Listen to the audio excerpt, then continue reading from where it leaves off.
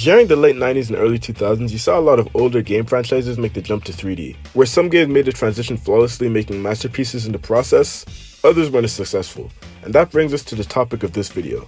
In 2008, trailing off the success of Super Smash Bros. Brawl, Masahiro Sakurai was tasked with developing a launch title for the brand new Nintendo 3DS. And he decided to make a third-person shooter, and Japanese people aren't really that known for liking third-person shooters, but it suited the theme of the 3DS, that being the whole 3D aspect. Also, quick side note, that's gotta be like the dumbest gimmick ever. Like, who do you know that actually used the 3D slider on a 3DS?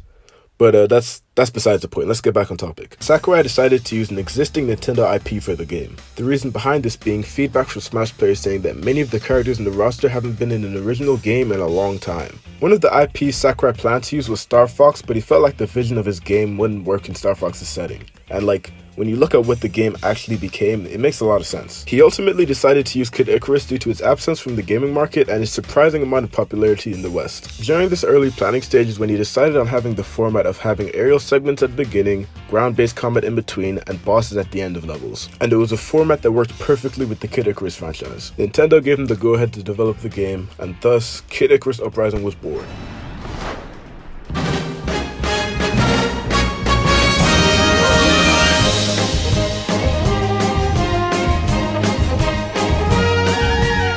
Released in 2012, Kid Icarus Uprising is a game for the 3DS and the third installment of the Kid Icarus franchise, coming 21 years after the second. This game, man. This game has a special place in my heart, dog. Imagine 7-year-old me the day after my brother's birthday playing with his brand new 3DS because he'd rather ride his new bike, or go talk to his friends.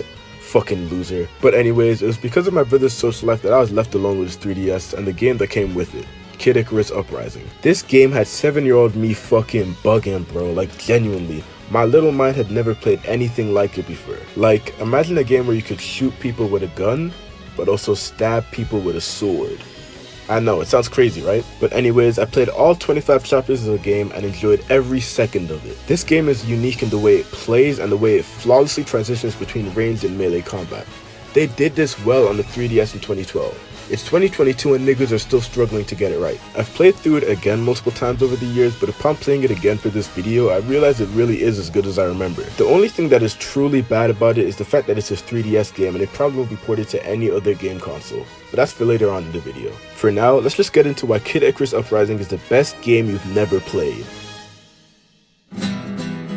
Woo, that's a good ass title. Kid Icarus Uprising is based loosely on Greek mythology. Well, actually, no, it's based heavily on Greek mythology. The main character and character you're going to be playing as throughout the game is Pit, an angel and the main servant to the goddess of light, Lady Palutena.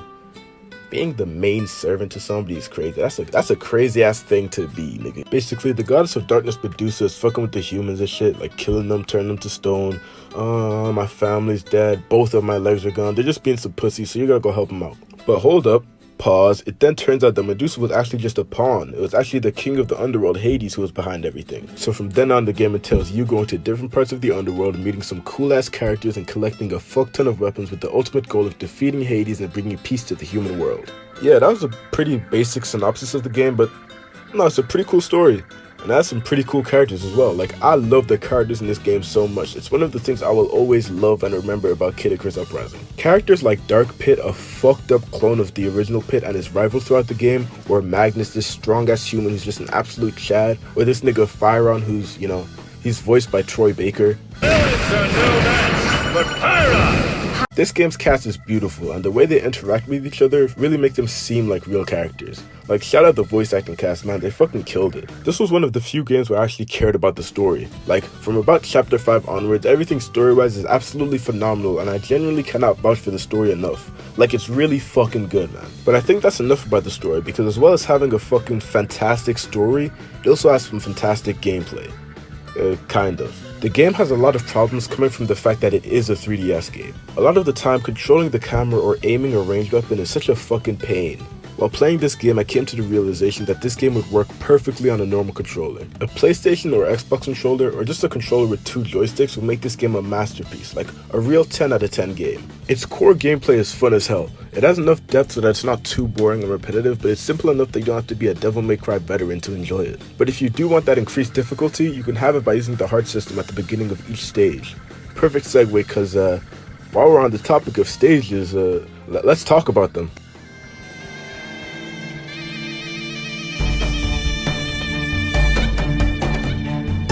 Stages usually follow the aforementioned formula of on-rails flying section, ground section, and then boss fight, so let's go over them in that order. At first, the flying sections seemed like the weakest parts of the game, but they really aren't. The game starts taking advantage of the fact that they're on-rails sections, and at a certain point they start becoming so much more exciting. The way I like to see the flying sections at the beginning is like it's a trailer for the ground sections and the bosses. Like, you see a lot of interesting things that's going on, explosions, a lot of weird shit, and usually some like view of the boss. It's genuinely cool as fuck. Like, flying sections like the beginning of stage 16 are some of the most standout parts of the game for me, and you can tell a lot of effort were put into them. The ground combat sections after the aerial combat are essentially the main parts of the game, and it's what you'll be playing most of during your playtime. The hand-to-hand combat in this game is fucking amazing. There's a whole fucking variety of weapon types that you can use, and they all work completely differently.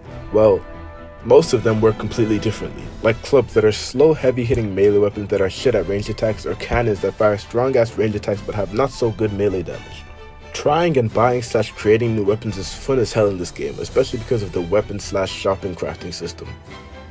I feel like I read that part of the script out wrong. There's so many different enemy types, all with different and sometimes very specific and strange ways to beat them. And it's great because it stops you from just being able to cruise through the game and requires you to use your head when you encounter a group of enemies. And that's another fantastic segue, because while we're on the topic of groups of enemies, those are a part of level design.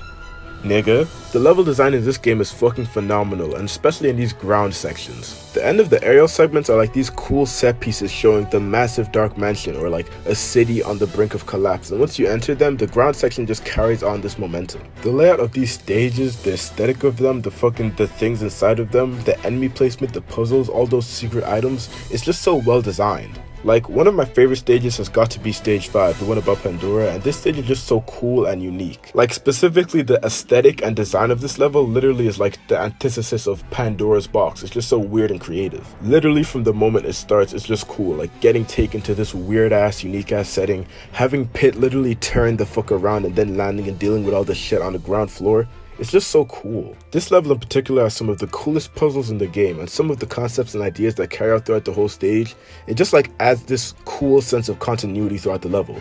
The level design, the enemies, the puzzles, everything I said before, it all just adds up to make these ground sections fucking perfect. And I guess this kind of leads into the boss fights. These boss fights are fucking heat. I love this shit. The bosses in this game are fucking phenomenal, and the level design for the boss fights are sometimes even better than the bosses themselves. Like, that's not even to say the bosses are bad, it's just you have an amazing boss and a fantastic level design for the boss stage. Like in the Reaper fight where you gotta skate around on them rails, or like every Dark Pit fight, where I think there's only like one of them. Probably the best fight in the game, to be honest. The bosses in this game all have their own unique attacks and gimmicks, and they're just the perfect ending to a really good stage. I mean, Dark Pit is obviously like the clear-cut choice for the best one in the game, but overall all the bosses in this game are pretty fucking good. I mean, I guess except for like the first one, but allow him because he's literally a tutorial. The gameplay in this game is fucking amazing, and it's only hindered by the fact that the 3DS just wasn't built for this type of game, which is ironic because this game was developed to be a launch title for the 3DS, but that's besides the point. The 3DS's buttons and control scheme just makes it hard to enjoy the game, and it is at times genuinely uncomfortable. Like, why'd I say a lot of the time it's really uncomfortable. I wish to God that this game could get a remaster or a remake on the Switch, or even just fucking Steam, but like, we all know what Nintendo is like, so we all know that shit is never gonna happen. Also, last thing I guess, this game also has great music. Like, it should have been expected, to be honest. Like, I feel like I almost shouldn't have brought it up, because like, look at this game. There's no way it's not gonna have beautiful music. The music complements the game so perfectly, fucking hiring the highest of highs in the story and lowering the lowest of lows. Like, that was a weird thing to say. But yeah, the music is fucking heat, it's beautiful, it's fantastic, what a surprise. And also, last thing for real, this game has like cool ass names for everything. Like the stages, for example, fucking the Aurum Hive, or like Magnus, which is the name of a character and not a stage, but you get the point. This shit is cool.